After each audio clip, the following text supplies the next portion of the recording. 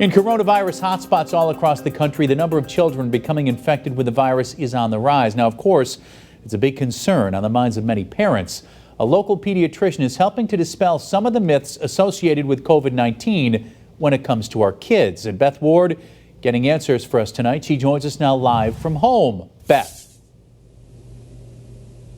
Well, Chris, the science behind COVID-19 infection seems to be changing all the time. It's hard to sift through it all. So we checked in with a longtime pediatrician at Bay State Medical Center to get some information and get the latest on keeping our kids safe. I think parents are trying to keep their kids safe, right? And within this world of COVID, there's a lot of websites, there's a lot of information that's not really correct. And they're looking for answers. Bay State Medical Center pediatrician Dr. John O'Reilly says, look at the science, which shows there is a great link between community spread in adults and the rate of infection in children. And it looks like, going back to China, that the adults had the illness first and the kids follow, which is the reverse of the typical flu patterns or viral patterns that we'd see.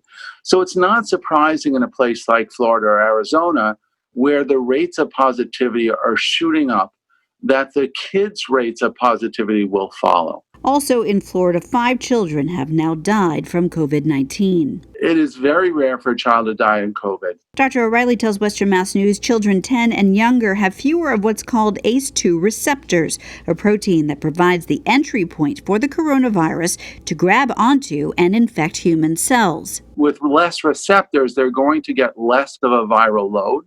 So their immune system has a little bit more chance to catch up with that COVID virus and stop it before it really spreads throughout the body. Viral spread within the community is also a good compass to use when it comes to considering things like going back to school, he says. Again, look at the data. If there's a high viral spread in the community, if it's above 5%, it probably makes sense not to have your kid go to school. Right now in Massachusetts, we're at 1 or 2%.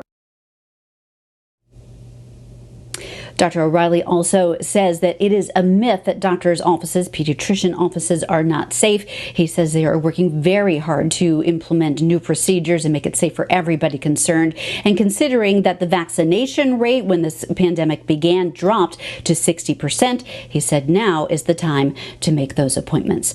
Reporting live from home, Beth Ward, Western Mass News. Back to you. Beth,